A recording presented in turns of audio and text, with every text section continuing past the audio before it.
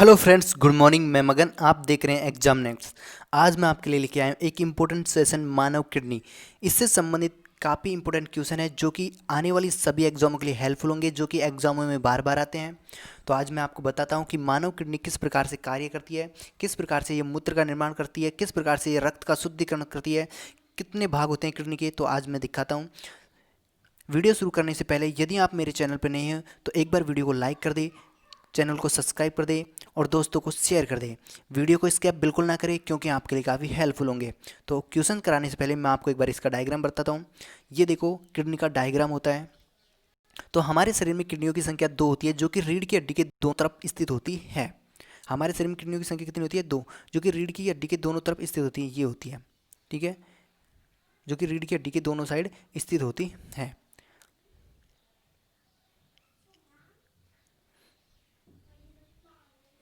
तो फ्रेंड्स, ये होती है किडनी और ये भी किडनी, ठीक है। किडनियों की संख्या 2 हो गई।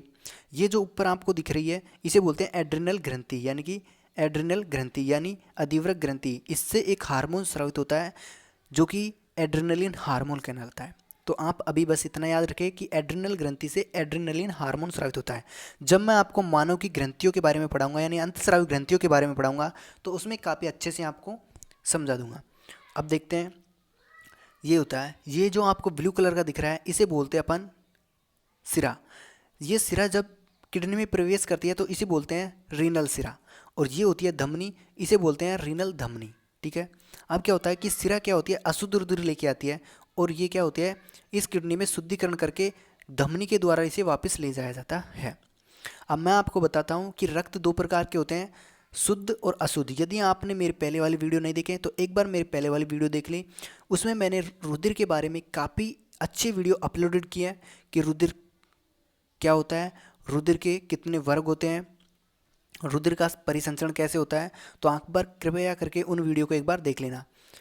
अब देखते हैं कि एक होता है शुद्ध रुधिर जिसे बोलते हैं ऑक्सीजन युक्त, एक होता है अशुद्ध जिसे बोलते हैं कार्बन डाइऑक्साइड युक्त रुधिर, या फिर जल युक्त रुधिर भी होता है। इसमें जल भी होता है अशुद्ध रुधिर में। तो अब देखते हैं कि जो रक्त का शुद्धिकरण होता है ये 4 भागों में होता है। पहला, हृदय में। हृदय में क्या होता है, जो अशुद्ध रुधिर होता है इसमें से कार्बन डाइऑक्साइड गैस को निकाल दिया जाता है। फिर होता है यकृत में भी इसका शुद्धिकरण होता है। इसमें क्या होता है, यकृत में जो विटामिन और पोषक तत्व होते हैं, ठीक है। फिर जाता है ये फिला में। फिला में क्या होता है कि जो फिला होती है इसे हम क्या कहते हैं, आरबीसी का कब्रिस्तान भी कहते हैं और आरबीसी का ब्लड बैंक भी कहते हैं।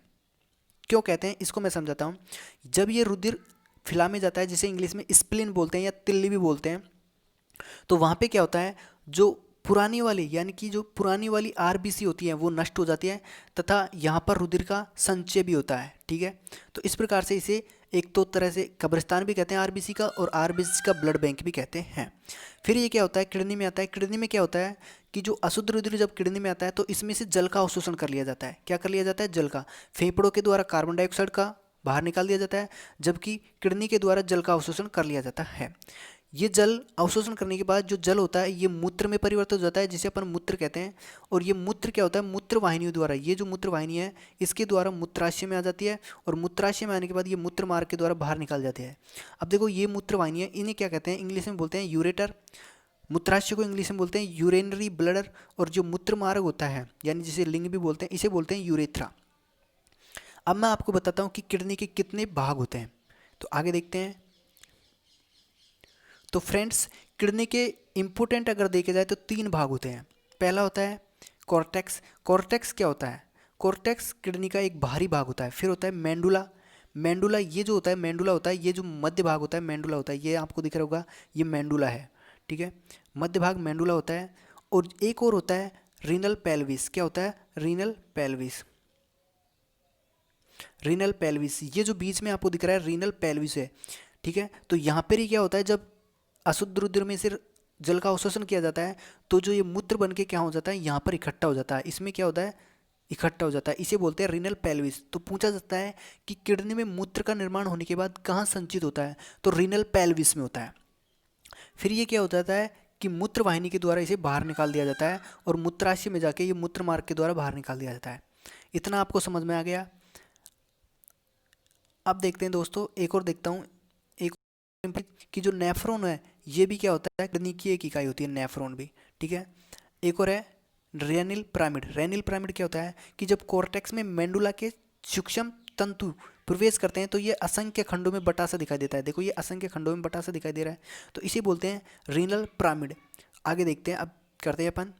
अब मैं आपको बताता हूँ कि मानव के जो शरीर होता है इसमें किडनी कहाँ स्थित होती है, क्योंकि कई बार कन्फ्यूजन रहता है कि किडनी कहाँ स्थित होती है। तो देखते हैं कि मानव का जो शरीर होता है इसमें किडनी होती है फेफड़ों के जस्ट नीचे, यहाँ पे स्थित होती है। ये किडनी होती है दोनों, ये फेफड़ों के जस्ट नीचे होती है और रीढ़ की हड्डी के दोनों ओर होती है। और जो हमारा स्टोमिच होता है यानी पेट होता है इसके पीछे की तरफ होती है। जब हम हारनाल पढ़ते हैं तो ये बहुत ही कम दिखाई देती है, क्योंकि यहाँ पे क्या आ जाता है अपना यकृत और यहाँ पे अमाशय आ जाता है, इसलिए।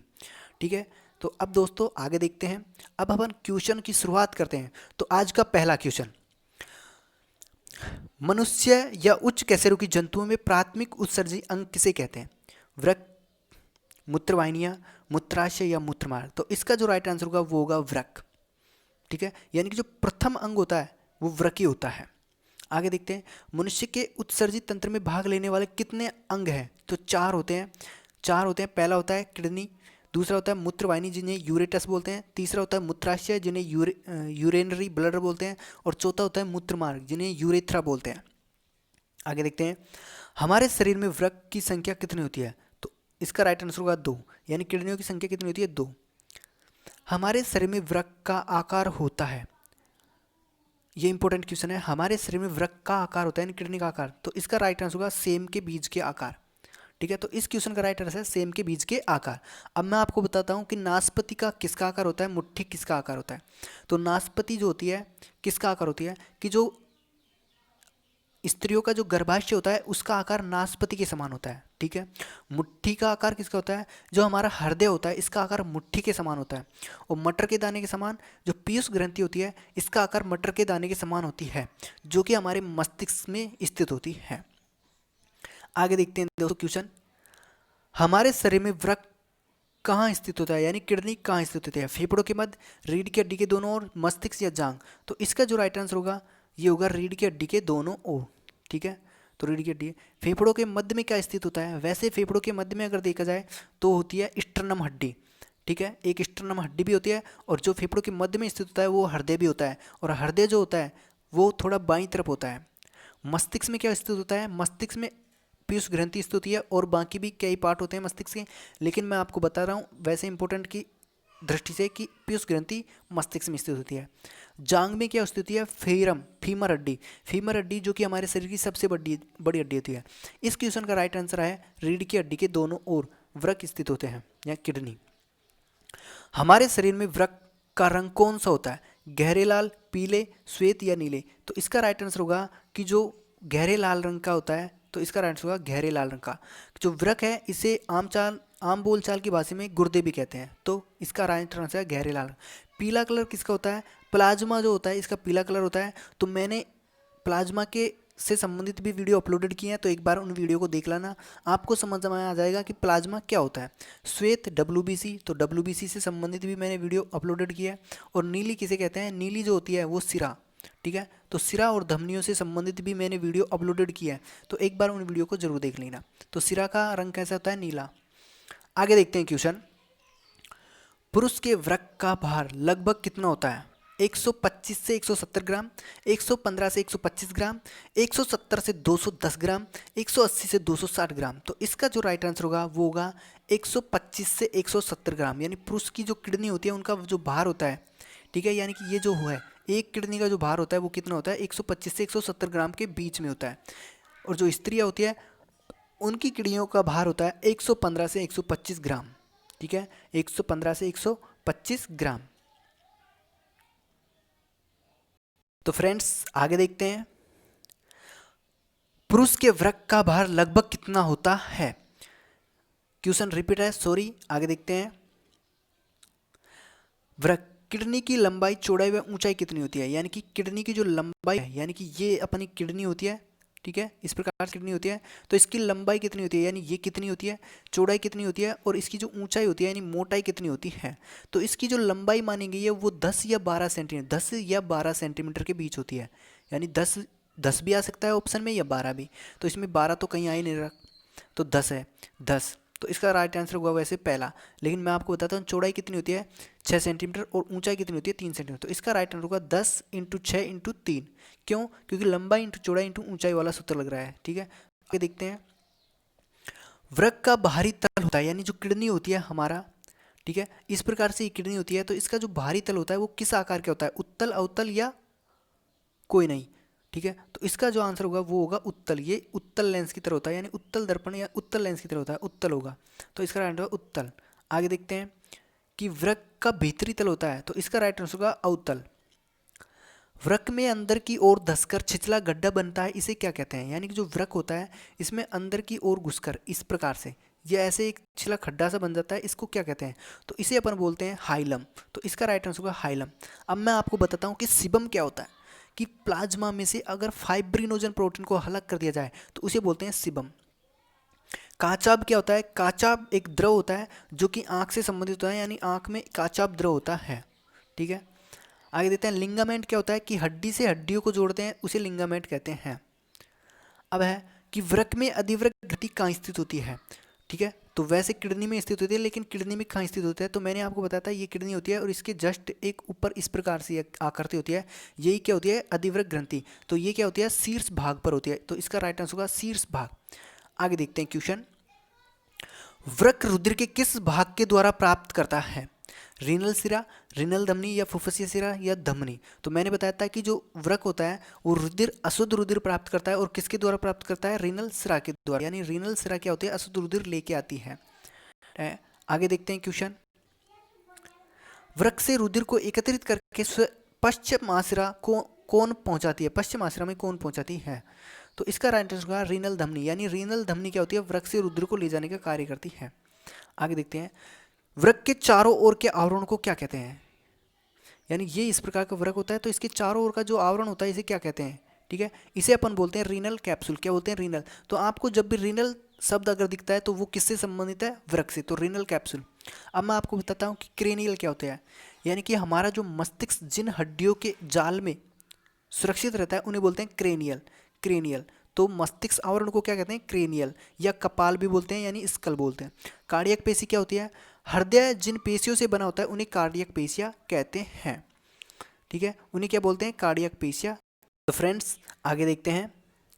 वृक्क या किडनी के भाग होते हैं वल्कुट, मेडुला या पेल्विस? तो सभी होते हैं। तो मैंने बताया था कि वृक्क या किडनी के 3 मुख्य भाग होते हैं, तो ये सभी आएगा। तो इसका राइट आंसर होगा सभी। आगे देखते हैं दोस्तों। वृक्क का मध्यांश भाग अनेक पिंडों में बटा सा दिखाई देता है, इसे क्या कहते हैं? तो इसे क्या कहते हैं? पसलियों का जाल,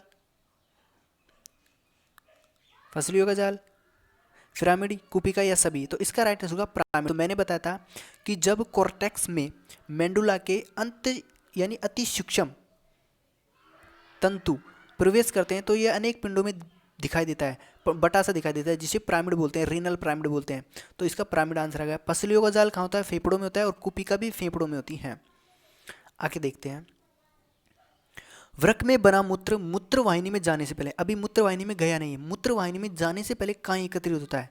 तो मैंने आपको बताया था डायग्राम में कि यह पेल्विस में एकत्रित होता है। तो इसका राइट आंसर होगा पेल्विस। ठीक है, यानी कि मूत्रवाहिनी में जाने से पहले पेल्विस में होता है। ठीक है, आगे देखते हैं। प्रत्येक मूत्रवाहिनी की लंबाई लगभग कितनी होती है? जो अपनी मूत्रवाहिनी होती है, 2 मूत्रवाहिनी होती है, ठीक है, इस तरह से। तो इनकी लंबाई कितनी होती है? तो इनकी लंबाई 30 से 40 सेंटीमीटर, या 25 से 30 सेंटीमीटर, या 10 से 20 सेंटीमीटर, या 20 से 25 सेंटीमीटर। देखते हैं कौन जल्दी आंसर दे पाता है। तो इसका जो राइट आंसर होगा वो होगा 25 से 30 सेंटीमीटर। तो इस क्वेश्चन का राइट आंसर होगा 25 से 30 सेंटीमीटर। तो आगे देखते हैं क्वेश्चन। मूत्रवाहिनी किस किस से जुड़ी होती है? पेल्विस मूत्राशय, मेडुला या मूत्राशय, मूत्राशय मूत्रमार्ग, या पेल्विस मूत्रमार्ग? तो देखते हैं इसको मैं डायग्राम से। ये इस प्रकार से अपनी किडनी होती है, ये यहाँ पर मूत्र का निर्माण होता है, तो पेल्विस में एकत्रित होता है, यहाँ से मूत्रवाहिनी निकलती है और ये मूत्र को मूत्राशय में छोड़ देती है। ठीक है, और ये मूत्र मार्ग होता है। तो देखो ये किसके बीच में मूत्रवाहिनी? एक तो पेल्विस और एक मूत्राशय के बीच में है, तो अतः पेल्विस और मूत्राशय आएगा इसका राइट आंसर। आगे देखते हैं दोस्तों। मूत्रवाहिनी से आने वाला मूत्र किसमें एकत्रित होता है? अब मूत्रवाहिनी में से आने वाला एकत्र मूत्र किसमें एकत्रित होता है? तो इसका राइट आंसर होगा मूत्राशय में। ठीक है, मूत्राशय। आगे देखते हैं। पुरुषों में मूत्र मार्ग लगभग कितना सेंटीमीटर लंबा होता है? जो पुरुषों का जो मूत्र मार्ग होता है यानी जो लिंग होता है हमारा, ये कितना सेंटीमीटर लंबा होता है? 15 से 20, 20 से 30, 30 से 40 या 40 से 50 सेंटीमीटर। तो इसका जो राइट आंसर होगा वो होगा 15 से 20 सेंटीमीटर के बीच में होता है। मानता हूँ किसी का छोटा होता है, लेकिन जो अप्रोक्सीमेट होता है 15 से 20 सेंटीमीटर के बीच में होता है यूथों में, ठीक है। अब देखते हैं स्त्रियों में मूत्र मार्ग कितना सेंटीमीटर लंबा होता है, यानी स्त्रियों का जो मूत्र मार्ग होता है जिसे अपन योनि भी बोलते हैं, ये कितना सेंटीमीटर लंबा होता है? 4 सेंटीमीटर, 6 सेंटीमीटर, 2 सेंटीमीटर या 8 सेंटीमीटर? तो इसका राइट आंसर होगा 4 सेंटीमीटर। आगे देखते हैं मूत्र वाहिनियों की मोटाई कितनी होती है? 2 सेंटीमीटर, 1.5 सेंटीमीटर, 3 सेंटीमीटर या 4 सेंटीमीटर? जैसे ये अपनी मूत्र वाहिनी है तो इनकी मोटाई कितनी होती है? तो इसका राइट आंसर होगा 1.5 सेंटीमीटर, ठीक है, यानी कि 1.5 सेंटीमीटर होता है। तो इसका राइट आंसर होगा 1.5 सेंटीमीटर। तो आज के लिए इतना ही। आशा करता हूँ कि ये क्वेश्चन आपके लिए काफ़ी अच्छे होंगे, जो कि आपके लिए काफ़ी हेल्पफुल होंगे। अगर वीडियो पसंद आई है तो लाइक करें, चैनल को सब्सक्राइब करें, दोस्तों और फ्रेंडों को शेयर कर दें। तो फिर मिलते हैं एक दमदार सेशन के साथ, वीडियो के साथ बने रहें। और मैंने काफ़ी अच्छी वीडियो अपलोड की हैं, तो एक बार उन सभी वीडियो को देख लेना। Bye bye.